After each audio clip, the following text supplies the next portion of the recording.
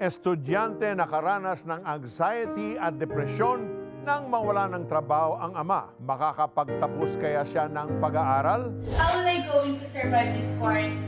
Is wala na po face-to-face interaction with my teachers and friends. Pero po mag-adjust dahil online lang po at very limited lang po yung pwede natin gawin. Paano kaya kinaharap ng family ni Eunice ang matinding pagsubok? It's been 5 years since the COVID-19 pandemic. Kamusta na kaya sila ngayon? Alamin sa The 700 Club Asia, susunod na.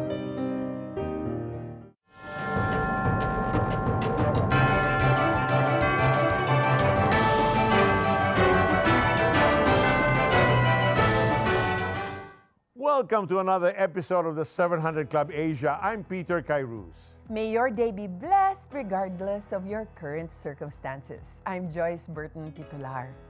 Joyce, it's been 5 years now since the COVID-19 Yes. pandemic, and life as we knew it never was the same. You know, streets were empty, schools went on online, businesses were closed, and all of us, family, were forced to stay home. This week on the 700 Club Asia, balikan natin ang ilan sa mga kwentong nagpapaalala ng katapatan ng Diyos sa gitna ng pandemya.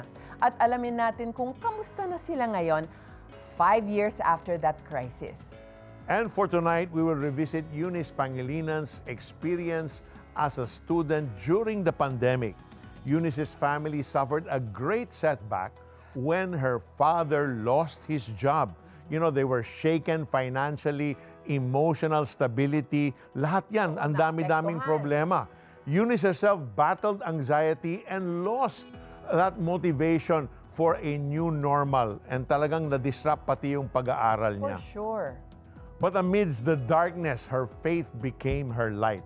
Let's watch her story.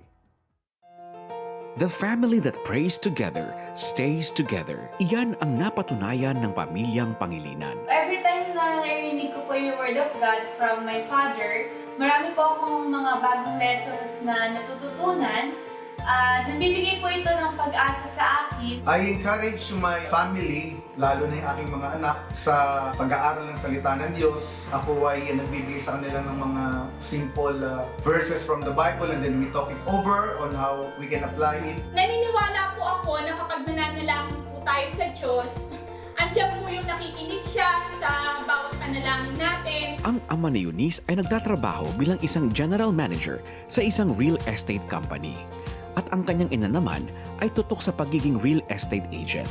Dahil dito, nakakapunta sila sa iba't ibang lugar upang mag-bonding at gumawa ng mga unforgettable memories kasama ang isa't isa. I am very happy and blessed po at contented din po sa buhay po na meron po ako ngayon kasama po ng family ko. Dahil kahit pa paano po ay nasusupply po ng parents ko yung mga needs po namin sa pang-araw-araw. Subalit nagbago ang lahat ng maranasan ng buong bansa ang epekto ng COVID-19 virus. Noong June 30, 2020, nawala ng trabaho ang kanyang ama at napilitang magtrabaho ng mas maigting ang kanyang ina. Paano ko uli haharapin yung mga darating na araw kasama na aking pamilya para ibigay yung mga bagay na pangangailangan nila, lalo na dito po sa bahay at pang-araw-araw po na gastusin. Naisip ko po, kailangan ko po mag-focus para makabenta ng bahay at lupa. I need to make a double time. Nahirapan din sa pag-aaral si Eunice dahil sa online classes. How will I going to survive this quarantine? Is wala na po face-to-face interaction with my teachers and friends. Pero po mag-adjust dahil online lang po at very limited lang po yung pwede natin gawin. Sa kabila ng suliraning kinakaharap ay mas kumapit ang pamilya Pangilinan sa Panginoon. First and foremost, I pray and then listen to God's word so it will uplift my spirit.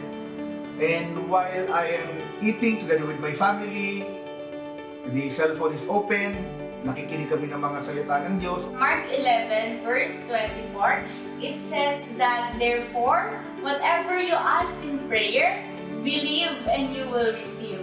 So maraming beses na po napatunayan ito ni Lord sa buhay ko po at sa buhay po naming family. Hindi sila binigo ng Diyos. Nabiyayaan ang ina ni Eunice bilang top 2 sales agent at si Eunice naman ay nagkaroon ng isang maliit na online business at naging online marketing staff upang tulungan ang pamilya. I was very happy and fulfilled during those times na nagtatrabaho po ako since nakakatulong po ako sa parents ko. Tapos, na-realize ko rin po yung hirap po nila at yung pagod po nila sa pagtatrabaho para po maibigay po sa amin ng kapatid ko yung mga gusto po namin at pangangailangan po namin sa buhay. Isang hindi malilimutang sitwasyon ang nakita ng buong pamilya. Napansin po ng kapatid ko na dalawa po pala yung rainbow. Doon po ako nag-start na kunan po siya ng picture kasi first time in my life po na makakita po ng ganon. At nung una po pumasok sa isip ko po, maybe God has a message for us. Those double rainbows may symbolizes double blessings and double portion of anointing of God for us po, especially in this time of pandemic. God sends me a message of hope, not to rely on people, but just to depend on Him, because He is the source of our total supply. I realize, ito na po marahil, yung simbolo na nagbibigay sa atin ng pag-asa na darating yung panahon na matatapos ang lahat ng problema na nararanasan, hindi lamang na ating bansa, kundi ng bawat pamilya na nakararanas ng matinding pagsubok sa buhay. Kasabay din nito, ang ama ni Eunice ay nakahanap ng bagong trabaho bilang Sales and Training Director ng isang real estate company. I have learned is that the Lord can bless us even in times of famine. The Lord can bless us even in this time of pandemic because He is the source of our total supply. Bitbit ang bagong pag-asa mula sa Diyos. Ang pamilyang Pangilinan ay patuloy na naniniwala na hindi sila iiwan ng Diyos sa kahit anong sitwasyon. Nagtitiwala po ako sa Diyos na siya po ang gagabay at kikilos sa aking buong pamilya. As He said in His promises, trust in the Lord with all your heart and lean not on your understanding. In all your ways, acknowledge Him and He shall direct your paths. At sa pamamagitan po ng salita ng Panginoon ay tunay nga po na sa Kanya nagmumula ang lahat ng mga magagandang bagay, higit pa po sa ating inaasahan, higit pa po sa ating mga iniisip o pinapanalangin. God will fulfill all His promises. He will never fail us to fulfill all His promises on His Word. Lahat na nakasulat po sa Bible ay tutuparin niya po ito at hindi niya po tayo iiwan o pababayaan man. Joyce, yung Pangilinan family was not spared, from the hardships of the COVID-19. Pero ang malaking diferensya, meron silang angkla, yung salita ng Diyos. That's what sustained them. That's what carried them. That's what gave them hope. Amen to that, Peter. What seemed like a season of loss and uncertainty became a season of breakthrough and restoration because they chose to trust in God. As Romans 8:28 says, "And we know that in all things God works for the good of those who love Him, who have been called according to His purpose." Kaya kung ikaw ngayon ay dumaraan din sa matinding pagsubok, pagod na, parang wala nang makapitan, may magandang balita kami para sa iyo. Ang Diyos na naging tapat kina Eunice at sa kanyang family ay siya rin ang Diyos na naghihintay sa iyo. Ang kailangan mo lang gawin ay isuko ang buhay mo sa Kanya. And right this moment, the Lord is waiting. And if you are ready, we want to pray with you. God is not far. He's right here, right now. Let's pray. Just say, "Dear Lord, I open my heart to you. My heart is so anxious, so concerned about so many things, but you are the God of peace. Would you speak peace to my troubled heart this very moment, Lord? And I come to you surrendering all my failings, my faults, my sins, even my sinful life, Lord. I just lay it down at this moment, and I ask your forgiveness. Lord, make me brand new as I invite you now, Jesus, to come into my life, to be my Lord, to be my Savior, to be the God that will set me free from all these worries and all these concerns and lead me to the path of victory. Thank you for loving me. Thank you for paying the ultimate price on the cross to save me. This is my prayer in Jesus' name. Amen. and Amen and amen. Gusto mo bang mag-join ng isang Bible study group? This will surely help you to know God's promises for you and grow deeper in your relationship with Him. I-type mo lang ngayon sa comment section ng The 700 Club Asia sa Facebook or YouTube ang mga letrang BSG, as in Bible Study Group, and the CBN Asia Prayer Center representative will reach out to you. Sa ating pagbabalik, makakasama natin ang mga magulang ni Eunice na sina Ronald at Edith Pangilinan. Paano nga ba nila napagtagumpayan ang mga pagsubok ng kanilang pamilya? How are they now 5 years after the pandemic? Ang mga kasagutan at iba pa sa pagbabalik ng The 700 Club Asia. So stay with us.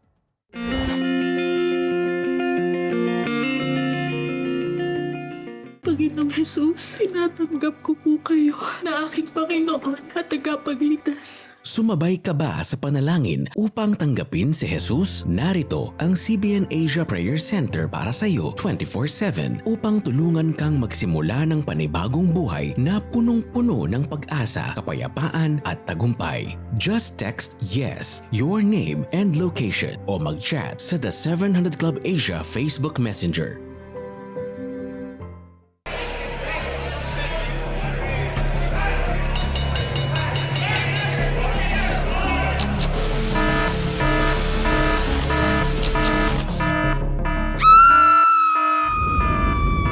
Restart.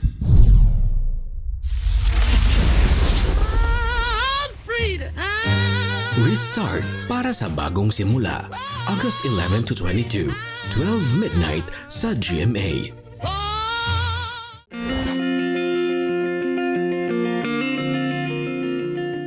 Hello, we are back on the 700 Club Asia and we have with us in the studio right now yung parents ni Eunice, ang mag-asawang Ronald and Edith Pangilinan. Magandang araw sa inyo. Thank you for being here. Good day po. Day po. Yes, It's really, we are very grateful and blessed to be with you this day. Wow.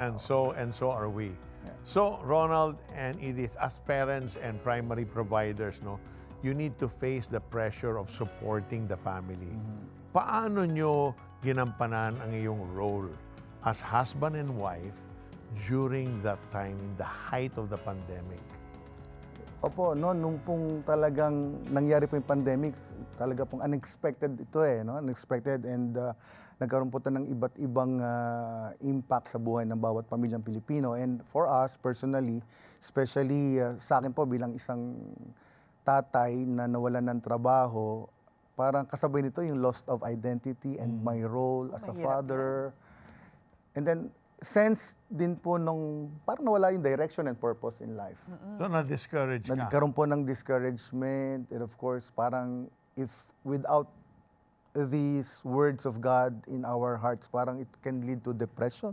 Oo. Sa So, ganyan pong sitwasyon. Anong ginawa nyo habang nakikita mo si Ronald nadi-discourage siya? Yes po. So, what took place? What What happened? did you do? I always encourage po that time kasi nabigla po kami talaga that time na dumating yung pandemic. Then nawalan nga po siya ng trabaho. Lagi po siyang, hindi po kasi siya sanay na walang trabaho. Kasi Umabot lagi po ba, siyang gumagawa. Umabot pa sa point na inaaway mo na siya, na nagkaka-friction na kayo? Ano po, parang pinagsasabihan ko po siya. Lagi ko po sinasabi sa kanya na dumating na to sa time na ganito tayo yung sitwasyon natin before. Sabi ko, baka may purpose si Lord kung bakit nangyayari yung mga bagay na ganito. So alam naman natin na lahat naman po tayo, pinagdadaanan natin yung ganitong sitwasyon. Hindi lang po kami. Kaya po, lagi ko sinasabi sa kanya na baka meron pong dapat gawain si Lord sa buhay niya. Si Eunice naman, no? She was going through a season of anxiety. Sino ba naman hindi, di ba? How were you able to guide her as parents in the middle of the issues you were experiencing? Para naman po sa amin pong anak, no, during that time, we always talk about God's words and promises, parang yun po yung nagiging source of our strength and inspiration, no? Para mapaglabanan po natin yung sitwasyon na yan. So we keep on praying and meditating on God's word po. And of course, listening sa mga messages po na kasi puro more online po during that time. So mga listening to some preachers about the word of God that can really inspires us po. So you were filling yourself with the Word of God. What did you realize about your family at that moment? And what did you appreciate na prior to the pandemic, hindi nyo nakita ito or hindi nyo na-appreciate yan? Siguro po number one po rito yung value for quality time, no? Kasi during pre-pandemic, we have our own Kanya-kanyang lahat. schedule, no? Kanya-kanyang lakad, no? Kanyang trabaho. Sabi ko nga, ganun pala talaga, habang lumalaki yung mga bata, nagkakaroon na ng sarili nilang. They are building their own, parang their own world, parang ganyan. So parang it's a hard time for us para magkasama-sama kami. Minsan kahit sa breakfast or lunch or dinner, baka minsan bihira magkasama. So, ganun yung schedule nyo before the pandemic? Before the pandemic. So, nung nangyari yung pandemic, so talaga po na-appreciate namin yung quality, yung family bonding time na tinatawag po natin. Kasi, of course, hindi tayo makakalabas, so talaga tayo magkakasama. So, mas nagkaroon kami ng quality time, closeness, and then... So ngayon, in the middle of that, no, paano naman yung provision? How did you experience God's faithfulness when it comes to your provision, no, habang the pandemic was going on? When it comes po to God's provision, of course, yung finances affected po yan during the pandemic kasi since I lost my job. Sa real estate po kayo, Sa real estate po, no, bilang general manager po during that time. So parang ang laki ng pagbabago ng mga changes. And then, naghanap po ako ng mga pamamaraan na kung saan po pwede makatulong sa amin kahit papaano. So, naging parang nag-writer po ako, paano mga article writing, yan. And then, I tried to enroll ng mga online graphic designing courses, yung mga ganyan. Para... kayo po, Edith? Ako po naman, that time, since mahilig po ako magluto kaya marunong din po ako mag-bake. So, na-realize ko na... So, yan yung naging sideline mo? Yeah, na-realize ko na bakit di namin gawin to. Tapos, through the help of my daughter and son, yun, ginawa po namin yun. Nagbebenta kami online. Oo. Parang po yung And nagkatulong-tulong. then, eventually, di ba nag-top po kayo sa real estate? Yes, so the first interview happened in 2020. Nasa second placer pa lang po kami during that time Pero because of God's grace and provision talaga, nakatulong po talaga yung patuloy na pananalangin natin sa Panginoon. So sa kanya pong biyaya, the next year, nag-top 1 po kami doon sa The following year. real estate Amen. broker Ang na kung saan po kami Nag-top 1 accredited. po. Ang galing talaga ni Lord God natin. Thank you so much. At ang bonus po doon meron ni pa? Lord, dahil nagtapon kami, meron kaming parang free tour Oh, sa wonderful. Ano bang bansa yun? Indonesia. Trip to Indonesia. May prize. May Blessing premyo. from Blessing pa the rin. Lord. Thank you so much, Ronald and Edith, for sharing your story. Pero hindi pa tayo tapos. We will talk to your daughter later. Kayo po, if you or someone you love is facing emotional or spiritual struggles, you know, you don't have to go through it alone. Just call our CBN Asia Prayer Center hotline. Bukas po ito 24/7 so that our prayer people can pray with you, walking alongside you and encouraging you with the promises of God. Nasa inyong TV screen ang aming mga numero. Maaari ka ring makipag-chat sa aming mga prayer center representatives sa Facebook Messenger ng The 700 Club Asia. At sa ating pagbabalik, makakasama naman natin si Eunice. Kumusta na nga ba siya 5 taong matapos ang pandemya? Abangan yan sa pagbabalik ng The 700 Club Asia.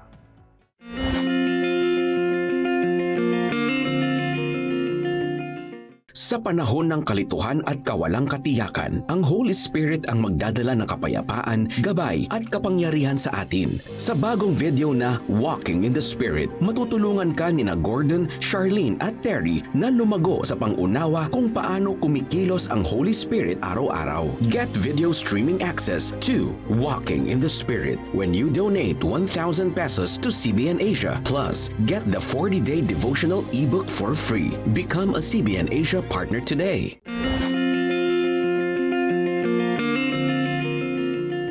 We are back on the 700 Club Asia, and we have Eunice Pangilinan here on the set with us. Thank you for being with us. Thank you so much po. Good day po. It's so good to have you. Eunice, looking back, no, dun sa pandemic times, ano yung pinaka-challenging moment for you? First as a student, no? And then second as a daughter. So, first as a student po, syempre, lalo na po ako, I'm a type of learner na gusto ko po makipag-interact sa mga teachers, sa mga classmates ko. And then, pandemic happened, parang Panay online na panay lang. online lang po eh. Tapos, mahirap po, puro text lang, yung mga ano po namin on that time, mga lessons. So, more like, binabasa ko lang po. Eh, since Hindi ka maka-focus? Hindi po ako maka-focus, hindi po ako maka-adapt agad. Since, ano po talaga ako eh, very outgoing person or as a student. Interactive yes type. Po, yes. Kaya nung nag-pandemic, parang, oops, computer na lang yung kausap ko, like that. So, mahirap po mag-aral nun. And then, as a daughter naman, syempre, knowing na nawalan po ng income yung parents ko, I have to step up. And also, as an ate, I really need to do something na makakatulong po sa family ko in terms of financial needs. Of course, What did you do? during that time, I look for an online job. So it's like a content writer, and then at the same Wow. time, since may passion po talaga is really into business. So doon naman po ako na sanay din po magbenta ng magbenta. So Wow. I started my accessories shop that Wow. time. Online lang So po. you were a student and you were selling accessories Yes, sabay? at the same time. And then also the Wow. sideline is content writing. So, hanggat kaya po, hanggat merong opportunity, ginagawa ko po, pinagsasabay ko po talaga. And up until now, yun naman po talaga ang aking talagang naging, ano na po, Line of line work, of work career? na, yeah, Oh, wow. careers. Galing. So Eunice, you said as the eldest, you had to step up, no? Yes po. So paano mo shinif yung priorities mo from yung mga personal ones, especially you being an extroverted person, di ba? And then now you're staying at home, you have to help the family earn an income. So paano mo shinif yung priorities mo? At first po, of course, kailangan ko mamili kung ano talaga yung priorities ko. At that time, even na I really wanted to makuha yung Latin honor na gusto ko po. Parang, sige, hindi na muna. Kailangan ko po munang mag-work. Kahit makapasa lang, nung time po na yon, makapasa lang at the same time, may income para makahelp po sa family ko. So, yun naman po, imbes na yung priority ko, though priority ko pa rin po ang pag-aaral, pero yung pagkakaroon po ng Latin honor, sabi ko, sige, basta makapasa na lang po. Pero from my personal ones, of course, I need to prioritize first my family needs. And that's why kailangan ko po mag-double job, magpagsabay na. Wow, praise God. Well, it's been 5 years since the pandemic. Yes po. Kwentuhan mo naman kami. Kamusta ka na ngayon? How would you describe your life today? Okay, so bali ngayon po after 5 years, by God's grace, I'm currently brand manager in one of Wow. the local brands here, beauty brands here in the Philippines po. Ang galing. And yes, and aside from that, I'm currently taking up my master's degree in business administration. Wow. Yes po. And then at the same time, I building my marketing agency right now. So, yes po. Well, my own. you're a young entrepreneur. Yes po, yes And po. maybe yung training mo was during the During pandemic. pandemic po Wow, talaga. galing. So, do you still have this fear of the future, because of what happened in the past? At paano ka ngayon nagre-respond kapag may bagong subok, pag may bagong hamon? In the future, siguro po noon, nung pandemic, since lahat po tayo affected, talaga may doubt din po talaga ako sa sarili ko. Of course, even I do have my faith na kaya ko ba to? But since nakita ko na nga po in the last 5 years, kung paano binago ni Lord yung buhay ko po, buhay po namin ng pamilya ko, I always stick to my life verse, which is Mark 11:24. Yun din po yung nabanggit ko from the pandemic na whatever you ask in prayer, if you believe, you will receive it.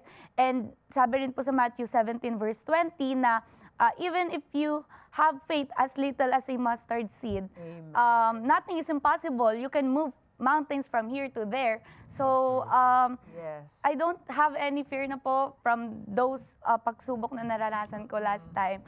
Since alam ko po na God will provide in all aspects of our lives and in all ways and at all times po. Thank you There so you much, go. Eunice, for being an encouragement to Peter and to me, and I'm sure to all of our viewers. So maybe now is a good time to pray for people who are going through problems, mga illnesses and situations na baka they're in the middle of their own pandemic right now. So I'll pray for you. Lord God, I just lift up anybody right now who is putting their faith in you for the healing, Lord, that they need. Whether it is a physical healing dahil meron silang karamdaman, or whether it's a relational healing dahil meron silang broken relationship, maybe may mental illness ngayon, maybe the business is suffering, the business is going through a pandemic of its own. Lord Jesus, we pray for your healing touch on everything and anything that is broken. And because of the faith of the people who are watching right now, your hand is going to touch that, and your hand is going to heal that because of their faith. In Jesus' name. Amen and amen. And Joyce, as you prayed, several people who are depressed and anxious, the Lord is speaking peace to your heart and assuring you that He has plans for you. And these plans are good. They're to give you a hope and a future. Receive that. There's also someone watching right now. You have stage 3 cancer on your left breast. The Lord is releasing His supernatural healing touch on your body, taking out every cancer cell from you this very moment. Do not worry. The Lord has healed you. Receive that by faith in the name of Jesus.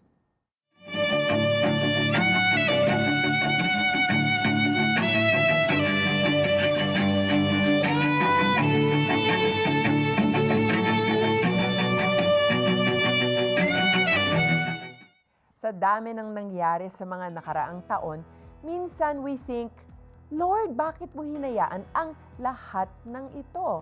Pero kung titignan natin ang buong kwento ng Bible, makikita natin na sometimes pinapahintulutan ng Diyos ang mga pagsubok para muli tayong mapalapit sa Kanya. And that's so true.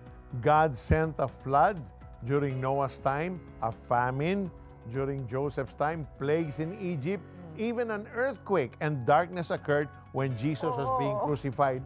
But each storm had a purpose. It was not meant to destroy us, Oo but nga. to actually get our attention. And that is the truth.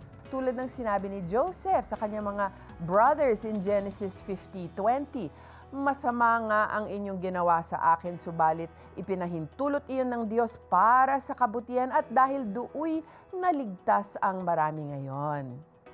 So kung gusto niyo pa ng inspirasyon araw-araw, i-download niyo po ang Tanglaw, ang Taglish devotional app na pwede niyong basahin o pakinggan anytime, anywhere. Libre po ito sa Spotify, Google Play at Apple Podcast. Maaari mo ring balikan sa YouTube ang ibang mga kwento at episodes ng The 700 Club Asia na pwedeng magbigay daan sa iyong pagbabago at kagalingan. Kung nakatulong sa iyo ang programang ito, please partner with CBN Asia so that we can continue producing more shows like what you're watching now. If you want to donate through GCash, pakiscan lang ang QR code on the screen. And if you wish to donate through other means tulad ng bank transfers, you can also go to our website sa cbnasia.com/give. Please do so. Tomorrow, we'll hear more stories of God's faithfulness and miraculous power. Join us again here on the 700 Club Asia. Same time, same channel. God bless you. Bye! Ngayong Martes, Makalipas ang 5 taon, kamusta na kaya si Jay matapos tamaan ng COVID-19? Of course, alam niyo naman yung COVID that time, di ba? Kinatatakutan. I can remember yung 4th day ko when pumasok yung doktor and sinabi sa akin na, Jay, lumalala ka. kumusta na kaya ang kanyang kalusugan, buhay, negosyo at pamilya? Sabay-sabay nating tuklasin sa The 700 Club Asia. Martes, alas 12 ng hating gabi sa GMA.